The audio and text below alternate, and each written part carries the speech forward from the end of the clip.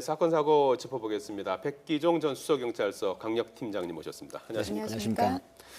오늘 아침 연세대학교에서 그렇습니다. 이 텀블러 못폭탄? 네. 이 텀블러라는 게 이 저 물통 그렇죠. 같은 거죠? 네, 그 보통 소풍 갈 때 아이들이 예. 들고 다니는 형태의 그 모형인데요. 커피 많이 담고 예, 다니는 커피를 마실 때도 사용하기도 하죠. 교수 연구실에서 발생을 했어요. 그렇습니다. 이제 오늘 아침 8시 30분경에 예. 연세대 학교 정문 앞 150m 지점입니다. 네. 이게 제1공학관, 또 4층인데요. 여기 이제 김모 교수 46세가 연구실 안으로 들어가는데 뭐가 걸려 있어요. 그러니까 문에. 예, 문에 걸려 있는데 이게 뭐였냐면 택배형 쇼핑백에 담긴 거죠. 그래서 아, 나한테 온 택배구나 싶어가지고 예. 가지고 들어가서 여는 순간 다행히 폭발은 안 되고 연소가 됐습니다. 예. 그렇게 해서 손과 목, 왼쪽 팔에 2도 화상을 입고 지금 신촌 세브란스 병원에서 치료 중이죠. 그 안에 못이 있었다고 하는데 만약에 폭발이 일어났다면은 목숨을 잃을 수도 있는 그런 위험한 상황이었던 목숨을 거죠. 잃을 수도 있었죠. 우리가 2013년도인가 그 보스턴 마라톤 대회 때 예. 결승 지점에서 바로 그 압력솥 밥 이런 형태의 그 텀블러 형태 같은 그런 압력솥 밭이 폭발이 돼가지고 예. 그때는 밥솥이건 그죠? 네네 밥솥이었죠. 그래서 260여 명이 부상당하고 3명이 희생을 당했었는데 예. 이번 사건에 만약에 이게 폭발이 됐다고 하면 비록 그 화약 장약이 약했다고 하더라도 예. 볼트 나사못이 안에 상당히 들어있었거든요.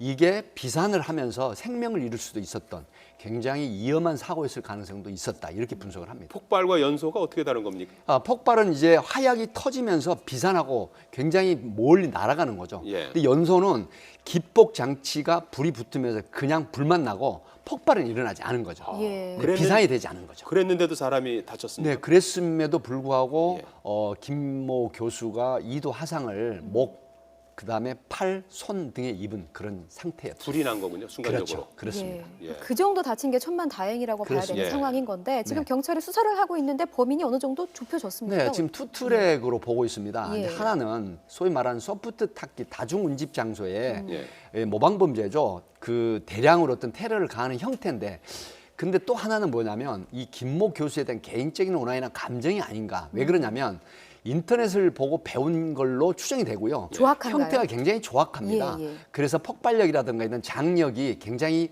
협소한 그런 형태이기 때문에 이걸 일종의 어떤 경고나 아니면 원한이나 감정에 의한 겁을 주기 위한 게 아니었는가 하는 측면도 배제를 못합니다. 아, 그러면은 이게 뭐 어떤 테러 집단이라든지 이런 게 아니고 이제 개인의 어떤 원한 관계일 가능성이 더 그렇습니다. 크다고 그러니까 보시는 양쪽을 거죠? 다 들여다보고 있지만 예. 현재 상태로 봐서는 예. 개인적인 오해나 감정 아니면 또 그 연구소를 드나드는 또 다른 형태의 교직원이나 뭐 예. 조교수나 예. 이런 분들에 대한 타깃을 삼지 않았을까 하는 추정도 있는 것이죠. 그래도 말이죠. 오늘 그 뭐 폭탄이란 폭탄인데 한쪽에서는 기말고사를 그대로 봤다고 그래요. 그래서 그렇습니다. 학교의 대응이 제대로 됐느냐 이게 또 도마 위에 오른 것 같아요. 네, 사실은 이 사건이 이제 뭐 40분 후에 연결이 된 걸로 지금 알려지면서 비난이 쇄도하고 있는데 예. 이 제1공학관하고 연결된 곳에서 기말고사를 보고 있었거든요. 예.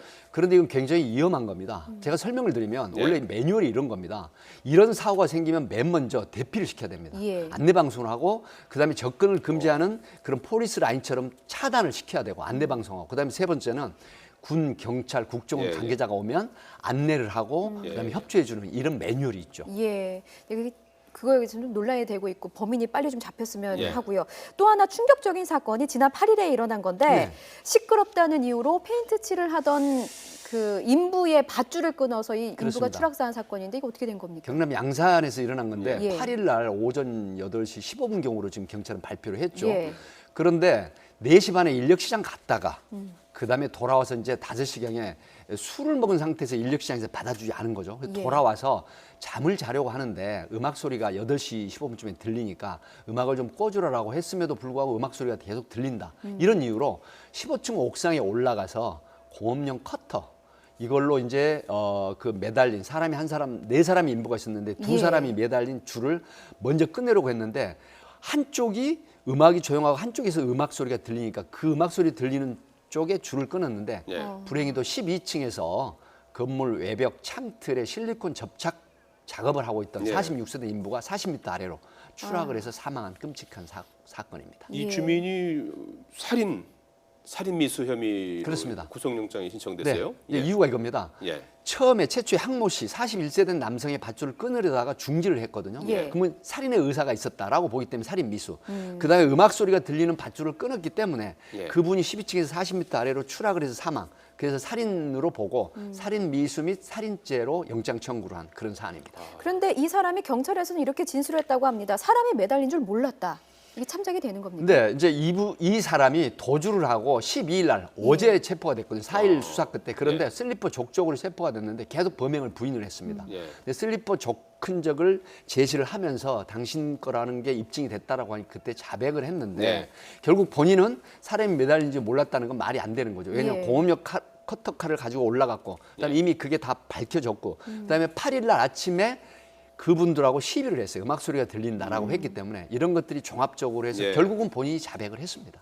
이웃 간에 뭐 층간 소음이나 분쟁이 잦지 않습니까 요즘에? 이런 거 어떻게 해결하는 게 좋습니까? 층간 소음으로 인한 살인 사건도 종종 있습니다. 그렇습니다. 가장 중요한 건 먼저 관리사무소라든가 예. 또 두 번째 경찰에 우선 신고를 하는 게 우선입니다. 예. 그리고 이해심이나 배타심을 갖지 말고 이해를 해주는 그런 노력이 필요한데 예. 제가 여기서 짚고 넘어갈 건 뭐냐면 예. 사회적으로 굉장히 문제가 되는 게 바로 분노 충동 조절 장애가 상당수 있다는 것이죠. 예. 예. 이 부분을 방기하는 바람에 결국은 이런 사람들이 분노 충동 조절 장애로 인한 끔찍한 범행을 했다라고 보기 때문에 여기에 대한 대책도 시급하다 이렇게 봅니다. 짧게 하나만 더 여쭙겠습니다. 그 술에 취한 것이 어떻게 그 참작이 되는 겁니까? 네, 이제 아니면- 예전에 예. 보면 심신미약의 상태나 심신 예, 예. 상실의 상태로 보거든요. 만취자를 이분이 새벽 노동시장 갔다가 네, 술을 먹은 상태였습니다. 돌아와서 네, 그럼에도 불구하고 최근에 판례라든가 추세 판시하는 것은 상당히 이걸 배척하고 있습니다. 왜 그러냐면 술을 핑계 삼아서 끔찍한 범행을 했는데 예. 결과적 가중범이 되는데 살인이라든가 뭐 상해라는 부분을